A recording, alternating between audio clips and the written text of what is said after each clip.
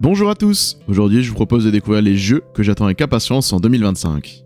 L'annonce surprise de cette fin d'année, j'ai nommé Solasta 2. Mais quelle joie d'apprendre qu'un deuxième opus arrive en 2025 avec un Early Access de prévu en début de cette année. Comme vous le savez, je vous avais évoqué Solasta comme possibilité lorsque vous aurez fini Baldur's Gate 3 et si vous souhaitez parcourir un RPG dans un univers tout en utilisant les règles de la 5ème édition de Donjons et Dragons. Ce nouvel épisode semble booster aux hormones avec un passage sous Unreal Engine 5 améliorant sans conteste ses animations et ses graphismes qui étaient les plus gros points faibles du premier jeu. En effet, Solasta Crown of the Magister, premier du nom, était sorti avant Baldur's Gate 3 et la comparaison lui avait fait très mal à ce niveau. Sachez que j'avais dévoré le premier épisode pour combler mon attente de la sortie officielle de Baldur's Gate 3 et que j'en garde un très bon souvenir de celui-ci. Il dispose à ce jour de plusieurs DLC ajoutant une campagne de bas niveau et une autre de haut niveau. Ce qui est très sympa et qui change du niveau 12 maximum de Baldur's Gate 3. Pour la petite histoire, j'ai d'ailleurs récemment relancé une campagne complète en multijoueur avec des amis pour qu'ils découvrent ce jeu. La sortie du deuxième opus peut donc être pour vous une très bonne occasion de découvrir la série. Vous l'aurez compris, j'attends avec impatience et grand intérêt la sortie de Solasta 2, pour lequel je ne manquerai pas de faire du contenu sur la chaîne. La deuxième pépite que j'attends pour cette année, Heroes of Might and Magic Olden Era. Alors oui, les derniers épisodes de la saga n'ont pas été les meilleurs, mais étrangement, j'ai un bon sentiment pour celui-ci. Pour ceux qui ne connaissent pas la saga, Heroes of Might and Magic est un jeu de stratégie au tour par tour, se déroulant dans l'univers de la mythique série Might and Magic. Les épisodes marquants de cette série sont principalement le numéro 2 et le numéro 3, qui disposent encore de nombreux joueurs à l'heure actuelle, alors qu'ils sont sortis respectivement en 1996 et 1999, développés par l'ancienne entreprise New World Computing. Le dernier épisode en date, le 7ème, est sorti en 2015 et avait eu un accueil plus que mitigé. Souvent imité mais jamais égalé, après 10 ans d'attente, un espoir semble enfin émerger. Et pas des moindres, car retour aux sources avec des graphismes soignés à l'ambiance old school, une bande originale composée et arrangée par Paul Romero, compositeur des meilleurs titres de la saga, et Chris Velasco, compositeur de titres à succès comme Mass Effect, God of War ou même StarCraft 2, le tout interprété par le Heroes Orchestra, un orchestre fan spécialisé dans les titres de la franchise. Les demandes de la communauté sont mises à l'honneur avec des lives réguliers de présentation et surtout, ils sont à l'écoute des retours.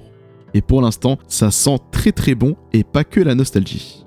L'Early Access devrait démarrer au deuxième trimestre 2025 et je ne manquerai pas de me replonger dans cette série que j'ai eu l'occasion de poncer pendant mon enfance. Un petit big up pour l'épisode 3.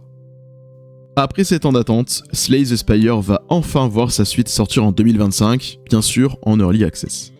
En plus, il a donné des nouvelles récemment et ça fait super plaisir. Pour ceux qui ne le connaissent pas, Slay the Spire est un roguelike deck building qui a renouvelé le genre et qui est aujourd'hui maintes fois repris.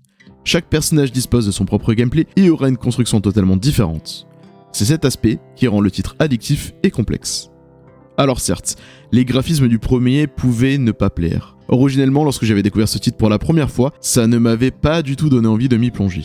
Puis à force de recommandations, j'ai sauté le pas et j'ai squatté le jeu pendant de nombreuses, très nombreuses sessions de jeu. Je ne peux donc pas passer à côté de la sortie de cette nouvelle opportunité délaissée quelques années de ma vie. D'ailleurs, pour ceux qui ne pouvaient pas attendre la sortie de ce nouvel opus, sachez qu'il existe un jeu de société qui était sorti chez Matago.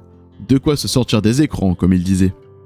Et oui, un gros monument du jeu, une licence qui perdure depuis des décennies chez Capcom, je ne pouvais pas passer à côté de l'annonce de Monster Hunter Wilds. Prévu pour être le successeur spirituel de Monster Hunter World, il est attendu de pied ferme pour le 28 février 2025. La série Monster Hunter vous plongera dans un monde fantastique, peuplé de créatures en tout genre et souvent immenses, que vous allez devoir chasser ou capturer. Le concept repose un peu sur le système de hack and slash, dans le sens où vous trouverez des composants de plus en plus robustes pour créer de meilleures armures et armes vous permettant d'affronter des ennemis encore plus dangereux. De plus, chaque arme aura son propre gameplay et ce sera à vous de choisir parmi les différentes combinaisons pour créer votre propre chasseur. La série brille et excelle en multijoueur et je ne peux que vous recommander l'expérience avec des amis. J'ai d'ailleurs découvert comme beaucoup la licence avec World en collaboration avec des potes et franchement depuis, j'y retourne souvent en multijoueur. En même temps, rien de mieux pour se défouler après une bonne journée de boulot. Les premiers retours de la bêta ouverte sont très bons et donnent envie. Je sens que je vais encore et encore passer des heures à explorer son monde et découvrir les secrets de sa nature. Mais ce n'est pas tout, car côté indé il va y avoir aussi beaucoup d'annonces. J'attends déjà avec impatience la version 1.0 de Hades 2 qui sera un must-have de 2025. J'avais parcouru l'accès anticipé et j'avais déjà hâte de voir ce que la suite du titre français nous réserve. Pareil pour Windblown qui aura sa sortie en 1.0 cette année, hâte d'y retourner en compagnie de 2 alliés et surtout de découvrir son histoire, jusqu'ici peu abordée. On continue aussi avec Ravenswatch qui promet de très belles choses avec sa mise à jour The Nightmare are Unleashing prévue pour le 23 janvier qui va renouveler le jeu en apportant énormément de contenu et activités mais également de nouveaux héros. Et enfin Balatro, oui, le seul et l'unique qui va avoir sa première grosse mise à jour de contenu prévue pour 2025. Déjà que je ne lâche plus, ça va être compliqué de m'en éloigner davantage. Si vous souhaitez en savoir plus sur ces 4 jeux, sachez que je vous propose des vidéos sur la chaîne, je vous invite à les découvrir. Enfin, je termine avec un bonbon comme dirait mon ami Mike, qui me fait de l'œil, c'est Duncrawl. La direction artistique est superbe et l'univers semble atypique. Je ne pense pas que ce soit un titre qui disposera, comme ceux précédemment cités, d'une centaine d'heures de rejouabilité, mais le peu que l'on dispose à son sujet semble prometteur. Le jeu s'oriente sur un action-aventure coopératif de 1 à 4 joueurs dans lequel on parcourra des mers de dunes à la recherche de trésors. La démo gratuite est prévue pour le 10 février, ce sera donc l'occasion de découvrir tout ceci. Pour conclure, 2025 va être une année riche en nouveautés. Je sais que beaucoup attendent avec impatience des grosses productions comme GTA 6 ou même Elden Ring Night Rain, mais d'autres très bons jeux sont également prévus.